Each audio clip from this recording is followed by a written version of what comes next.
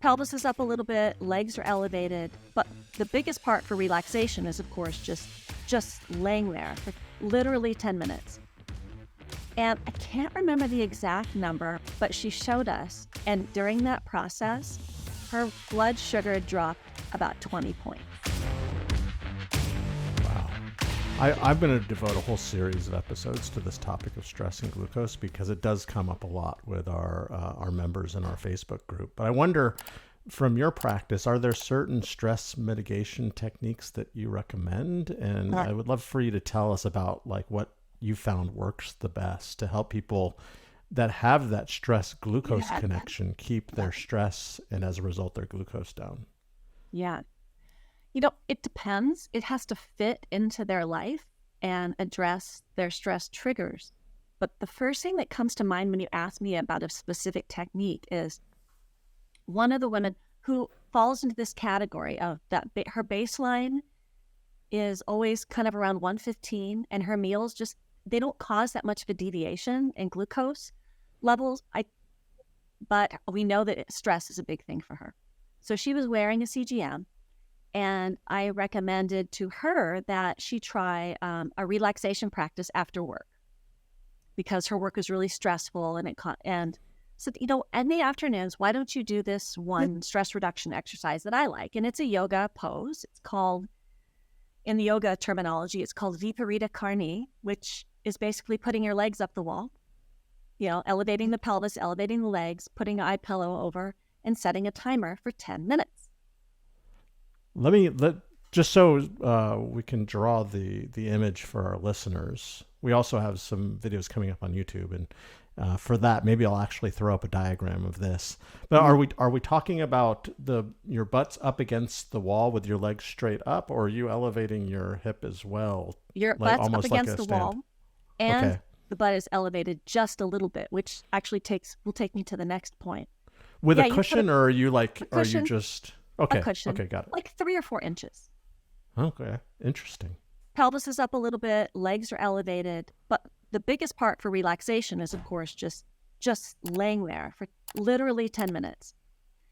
And I can't remember the exact number, but she showed us, and during that process, her blood sugar dropped about 20 points.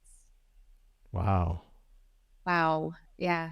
I can relate to this client because I've noticed, like, after wearing the CGM, and like periods of very stressful times for me, my glucose is elevated, and like I'm eating my, like my healthy meals, and it's just like my baseline is higher, and I can feel the stress, and it's hard for me to bring that down. And I'm not seeing a huge change in glucose from my meals, but just getting that baseline lower is difficult. So that is something I may have to try. Yeah, I encourage all of our members to try that. And again, what was the name of that yoga pose, just in case people want to look it up?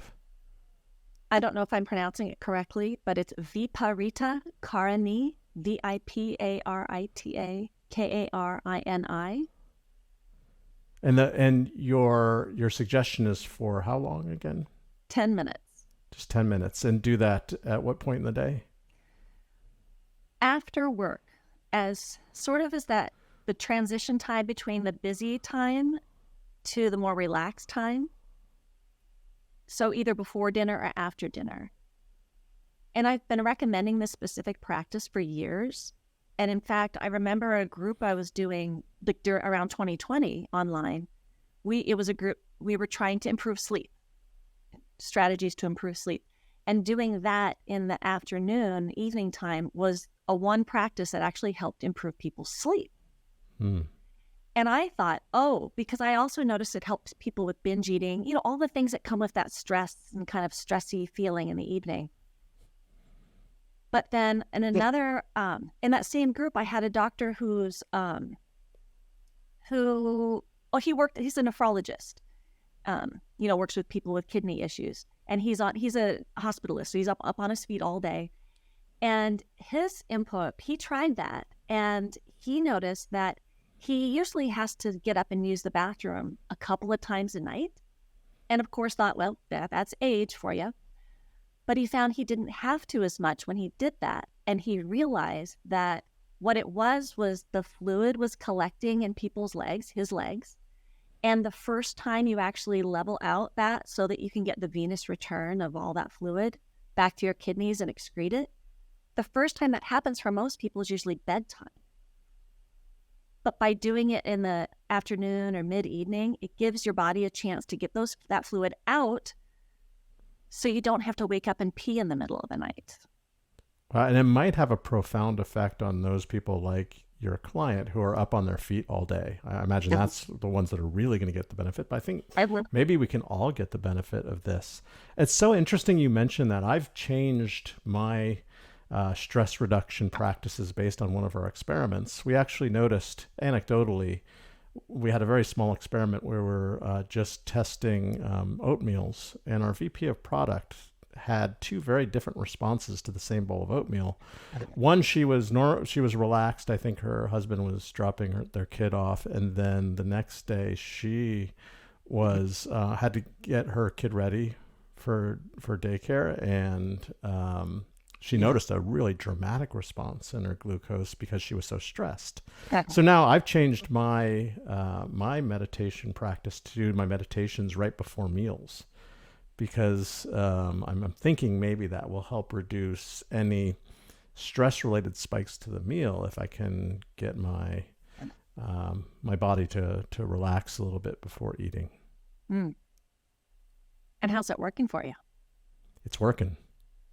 It's working, and I noticed that it's actually more pleasurable to eat relaxed than stressed. You enjoy your meal more when you're relaxed. So I found that that's been, if nothing else, I'm getting a quality of life benefit from doing that. And it's nothing more than like just 10 minutes of meditation before each meal. Nice. Yeah. You mentioned. Oh, go ahead. Different.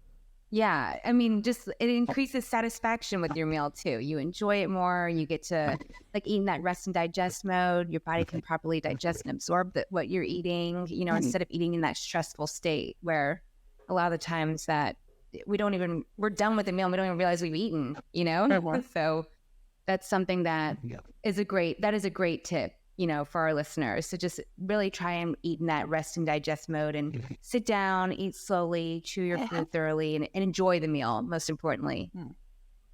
That's actually the second most common piece of stress reduction advice, because I don't like to say, oh, you just need to reduce your stress, because that's just as annoying a thing to say or hear as, well, you just need to lose weight. You just need to reduce your stress.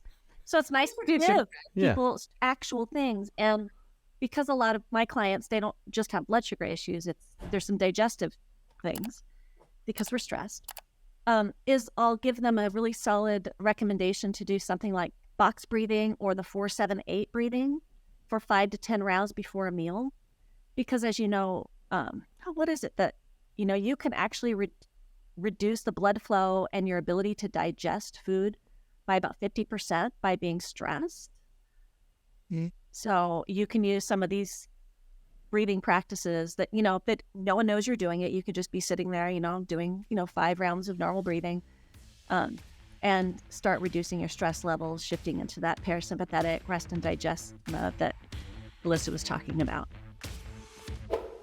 Don't forget to subscribe, like this video, and tap the bell icon to be the first to get more videos like this one, and stay connected with Signos.